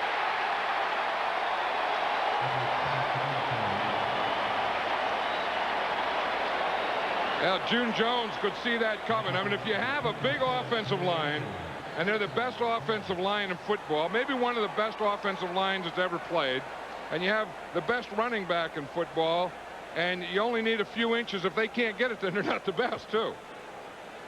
Emmitt Smith went to the sideline. Sherman Williams came in, and you saw Barry Switzer talking to him on the side. The last thing he said to Sherman Williams, hold on to the ball. You should never do that. That's Darrell Thompson all the way inside the 10 down to the 6. The Moose. Yeah, Barry Switzer told Williams that, but Ernie Zampese called the play. Sherman Williams is going in and says, hold on to the ball. But then Ernie Zampese calls the play, and the handoff is to Moose Johnston. Look at that hole. I mean, the Moose doesn't get hit until he runs about 7 yards.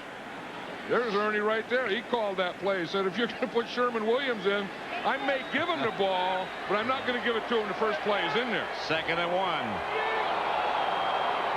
Sherman Williams is deep. Moose again. And Darrell Johnston touchdown.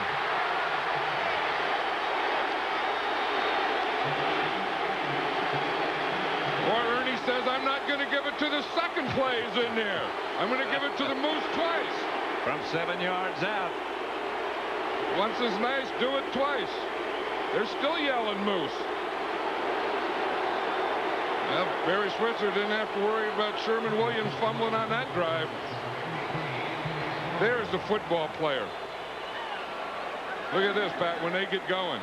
I mean, TD, TD, TD, TD. That's football. That's all pretty hard to beat. Bonio with Novacek holding makes it 28-13.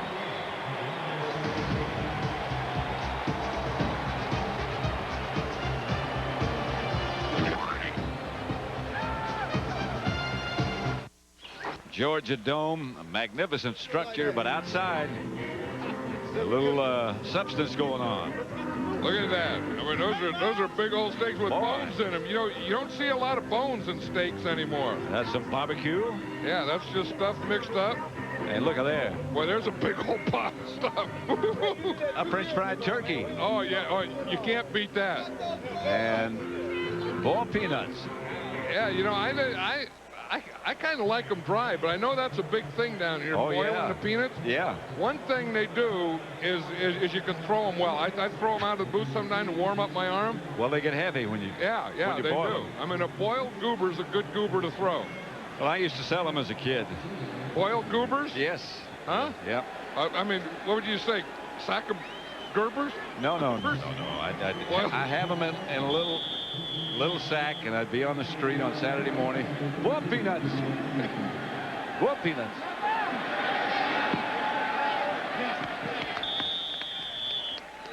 Would you sell them by the sack? No, a nickel a sack, yeah.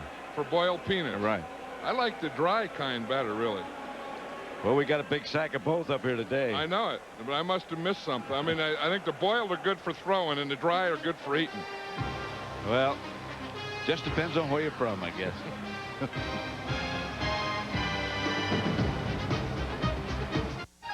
Dallas leading Atlanta 28-13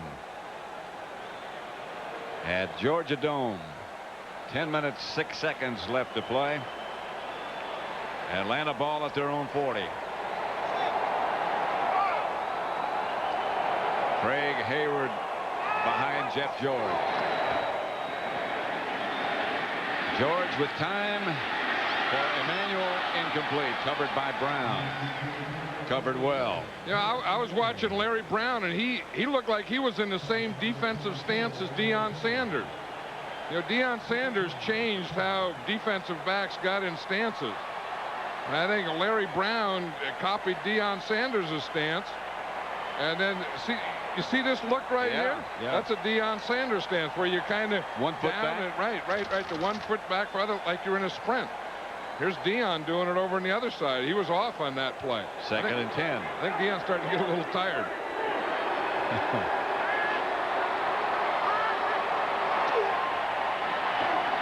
Hayward by Tolbert. That was one of the things Deion Sanders was talking about last night, that he wanted to change the game where, you know, it always been that corners always worried about receivers. You know, what's that receiver going to do to you? How are you going to stop that receiver? And he wants to change it where receivers start worrying about him. And I think he's done that. Yeah, I think he has. They're so concerned. Where's Deion? What's he doing? What stance? Is he up? Is he off? Is he playing man-to-man? Is he playing hash? What's he doing that they are more concerned about him? 3rd and 9.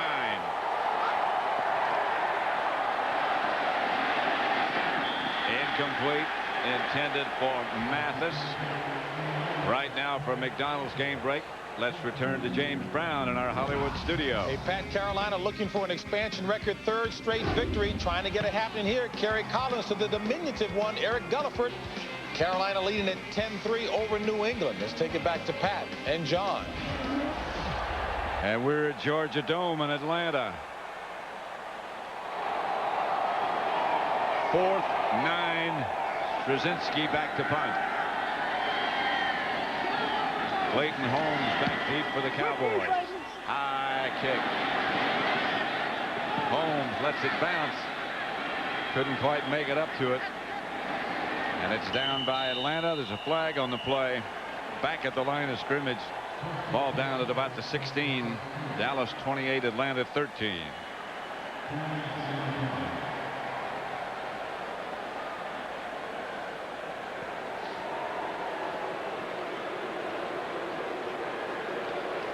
Holding against Atlanta. They're going to kick that one over again because of that good bounce. Prior to the kick, 34 of the kicking team was holding 10 yards. Repeat 4th down. Before the kick. Yeah, it's right there in the left of the frame, and you see it right there, right down on the bottom there. Right there is where it was started with a hold and ended up in a takedown. That was on Brock Marion. The fans are just saying, how do I look? I think that was Tom Glavine. I don't know. No, I don't know. You know, how do you decide to put that stuff on you? And then when do you know you're done? Late at night. Yeah, but then you come here at 1.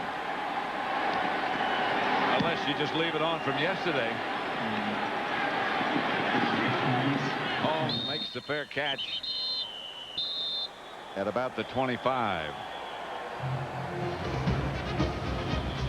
So Dallas takes over. 8:51 left to play. Here in Atlanta, John, getting ready for the Olympic Games.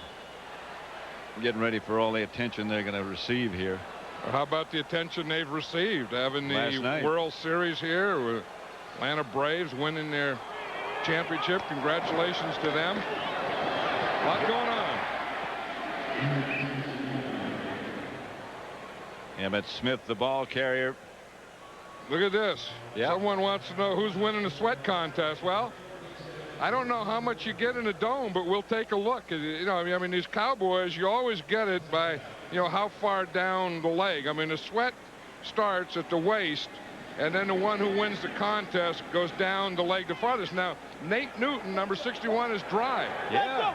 Mark Tuinei, 71, he's always dry. So if they don't win, they're out of it. Larry Allen's the competitor. That's Emmitt Smith outside the 30-31. Well, we're going to have to take a closer look. I mean, from here, I mean, it kind of looked like Larry Allen. Yeah. But then you always have to look at Eric Williams, too.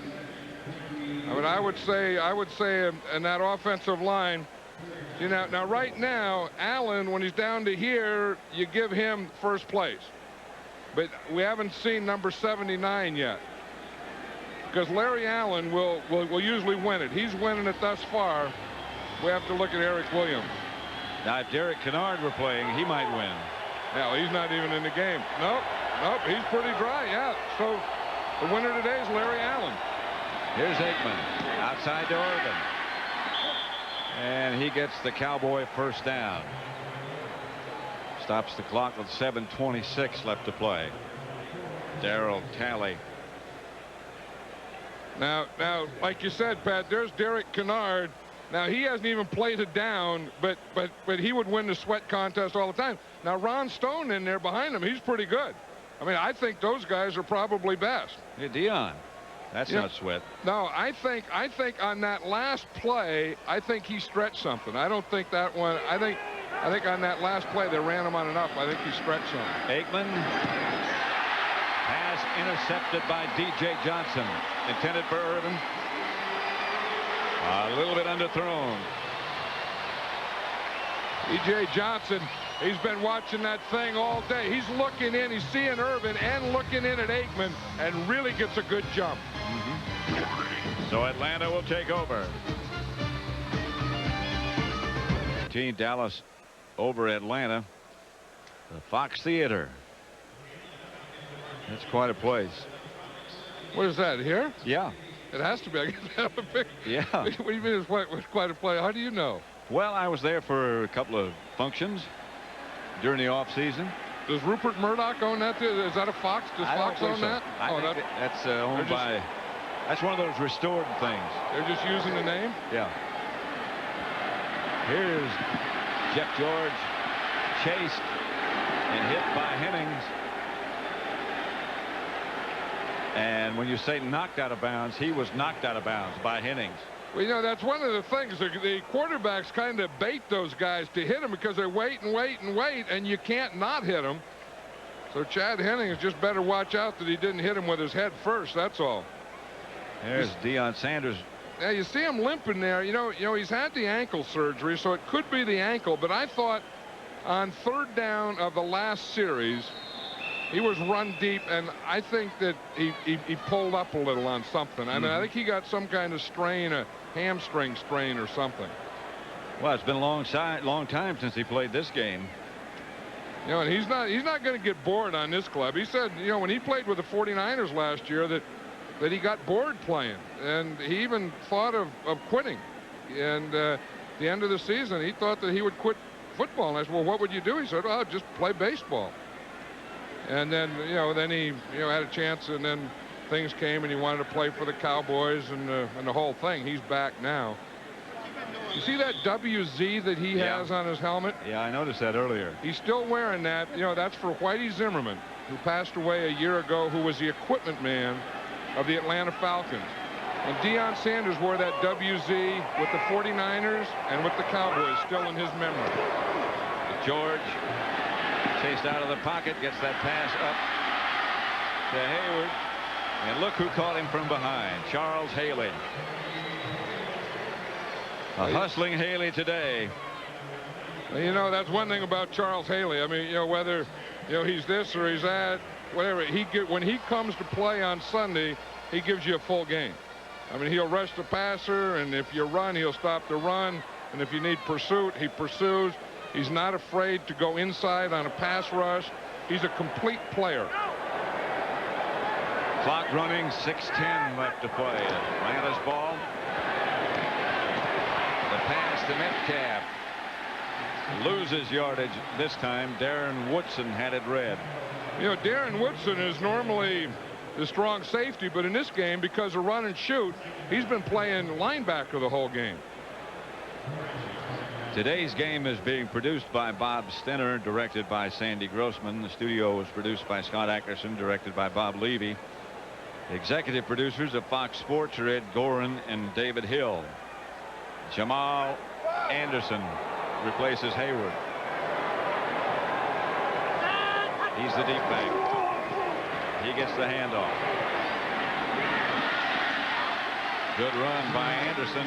Gets another first down, or close to it. Not quite.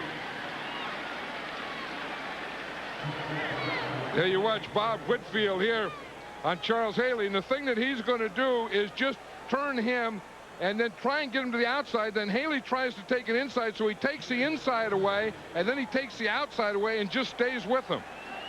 Now there's Mike Ken. Remember Mike Ken, who played for 18 years here as a left tackle from the Falcons? Bob Whitfield said that he learned a lot from that guy. Word from the Cowboys is that Deion's hamstring, left hamstring, has started to tighten up a bit.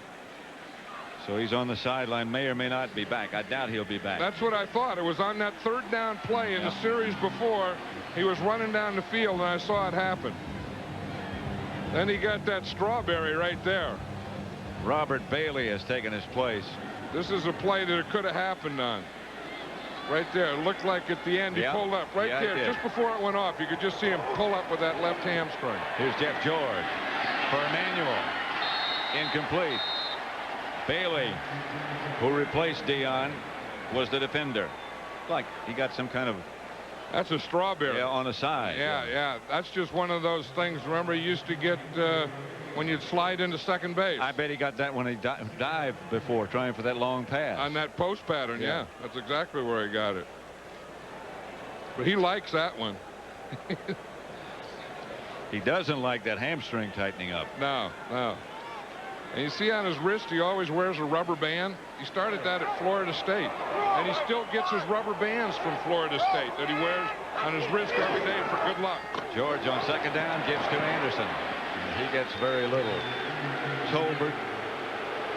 See that rubber band there? He always wears that. And he started, remember when they give you a roll, and the roll would have your T-shirt and socks and stuff in it under being a rubber band? I remember. And he used to take it off of Florida State every day and put it on his wrist. Then when he went into the pros, he went back to Florida State, and he'd get a big box of Florida State rubber bands, and he wears one on his wrist every day. Baseball, football, life, fishing. Luck. Third and long. 9. Here's George. Does he see Haley? He must have. Felt him coming. I think he felt him coming. You're right. At the end of this game, John and I'll select the Miller Lite player of the game. This game, by the way, presented by authority of the National Football League. It's intended for the private use of our audience. Any rebroadcast or the use of this telecast without the express written consent of the Atlanta Falcons and the National Football League is prohibited. They're going to measure and see if this is a first down. Emmitt Smith, by the way, was in town earlier than his Cowboy teammates yesterday to watch his brother play. Plays for Clemson. They played Georgia Tech yesterday. And his brother Emory carried the ball 26 times, picked up 100 yards. There's the measurement. Scored a touchdown. Look at that. One official's down on his hand. Two of them were down on their hands and knees. One of them holding a chain, the other one just getting down on it. Here's yesterday what we were just talking about. There's Emory Smith, number 18, Emmett's brother. He's bigger than Emmitt. Yeah. He got to hit his first 100. There's Emmitt observing Georgia Tech homecoming. Clemson won it 24-3. Yeah, there they are. I mean, they're standing next to each other. I mean, he's a good head taller than Emmitt. Doesn't bother Emmitt, though. But he's not at the game today. His brother didn't come to the game. He probably had to go back and do a walkthrough or something at Clemson. You know, the other thing, I was in the hotel yesterday and saw Michael Irvin's family. You know, he has like 15 or 16 kids in his family. I was going to say, that's a hotel full. There was about 9 or 10 of them there. Here's George on 4th and short. Hayward is the running back, and he gets the first down.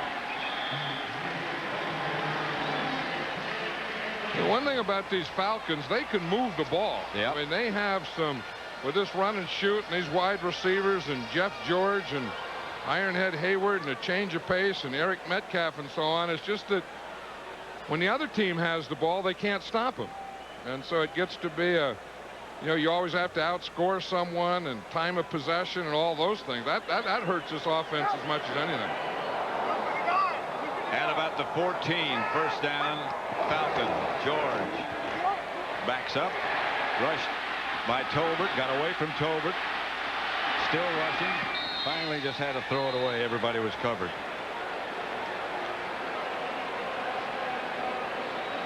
His debut with Atlanta, Deion Sanders scored on a 68-yard punt return for a touchdown with San Francisco in his debut. 74-yard interception return. I'll tell you, and he came awfully close to one of these things on that post pattern. That's his debut against the Rams when he was a Falcon. You know, they always say you talk to players and everyone, and I kind of agree because I wouldn't know anything else, but they say he's the fastest player in National Football League. As fast as he needs to be. No one ever catches him. Here's George, pump fake once, threw it away. And here's the other one. There's the real one. Here he is last year against San Francisco. Against the Saints, I beg your pardon, for San Francisco. He doesn't worry too much about that ball protection, does he? Got big hands, huge hands. I mean, that ball is just like a part of his body instead of something he's supposed to be holding and protecting. But the league needs stars. I mean, you need guys that bring people, and you know, people say, oh, I don't like that guy's body. You need that. That's what fans come for. That's what they get excited for, and we need more of that. 3rd and 10. George. Emmanuel, the target, and he just lost it. Yeah, Jeff George is wondering what he has to do here. I mean, he's been doing everything today. I mean, he was going to start to the left, and this is a throwback to Emmanuel, and he just hit him right in the chest. That's his second touchdown pass that has been dropped by Bert Emanuel on Jeff George. What happened is he put his knee out there, and the ball got to his knee and hit his knee before it got to his hands. But that was 2 touchdown passes today that Jeff George threw and were dropped by Bert Emanuel. Sanders back in the lineup. This is an Atlanta timeout.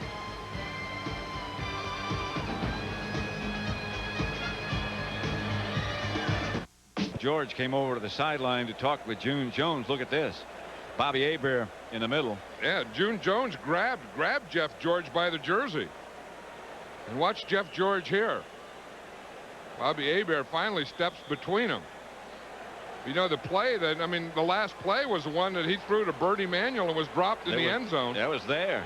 I mean, he threw the pass. You see, it hit him right in the left knee before it got to his hand. And he went over, and the coach starts arguing with him. 4th down and 10. George to throw it. Incomplete.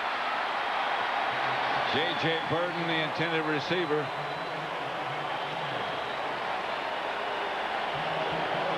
Let's see what happens to George when he gets over to the sideline this time. Well, I think June Jones has realized that he didn't want what happened. So he walked out there in the field and just kind of patted him in the back. I mean, you have to let that stuff go. So Dallas takes over. 2 minutes to play. Was he? This guy here's not King Kong Bundy. That guy there was just doing a dance during the timeout. Did you see him? That wasn't one of my favorites. It was one of the ugliest dances I've ever saw anywhere. That's Emmitt Smith. Flag, whistles. No play. Bobby Hebert. So many outstanding years in New Orleans. Came here as the backup man. Is the backup man. You know, they were looking at the last time they played and beat the Cowboys, how they did it, and Bobby Hebert was a quarterback. False start, 83 offense, 5 yards, repeat first down. Kendall Watkins. I think Bobby Hebert is trying to soothe things over now between Jeff George and June. Yeah, and then, you know, it's tough for Jeff George. I mean, he's really, you know, played like heck today. Yeah. And then, you know, and you get in that competitive thing and the adrenaline and all that stuff that's going. It's hard to. That's up here with us. Yeah. Well, you always have to pack a pumpkin. Oh, I think so. Yeah. I mean, right there. I mean, there's the pumpkin. Here we are. Yep. Not to be confused with. Here's Emmett. And down he goes. Stopped by Roger Harper. 28-13, Atlanta timeout. A minute 50 seconds left to play in the fourth.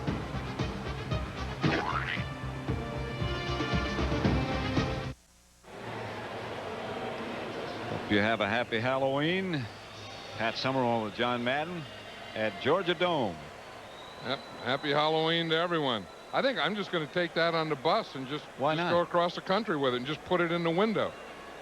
And then just kind of go, ooh. You're going from here to Las Vegas. Yeah, right? I know it. That's a long old road. I mean, by the time you get there, it'll be Halloween. I know it.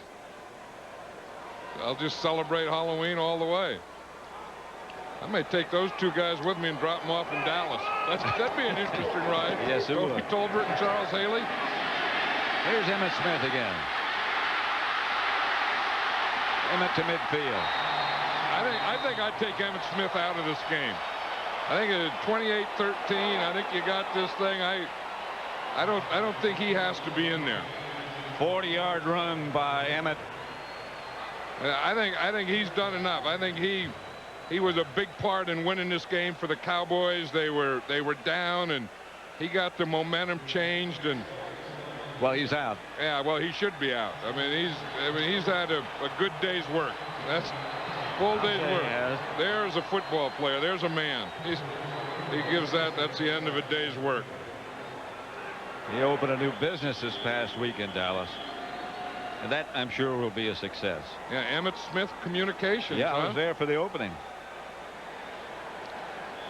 And he is our Miller Lite player of the game. He could be almost everywhere. Yeah, just about any game he plays in. To me, he's the best. Well, you'd love to have him on your side if you were choosing up a team. Atlanta timeout.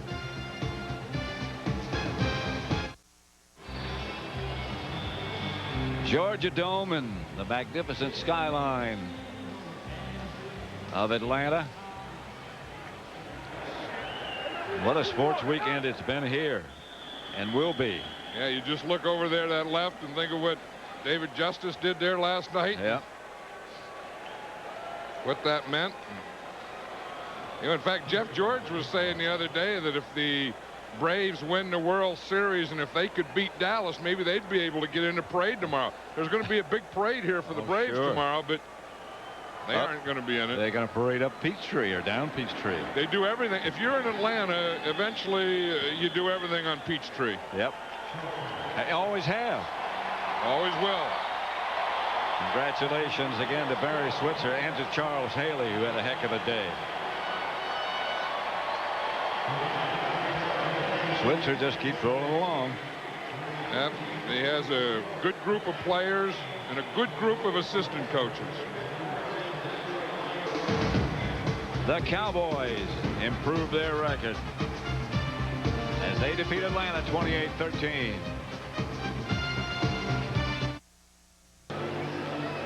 Dallas defeats Atlanta 28-13. We're standing by as Pam Oliver is trying to line up down on the field. An interview with Deion Sanders. Michael Irvin, another outstanding day.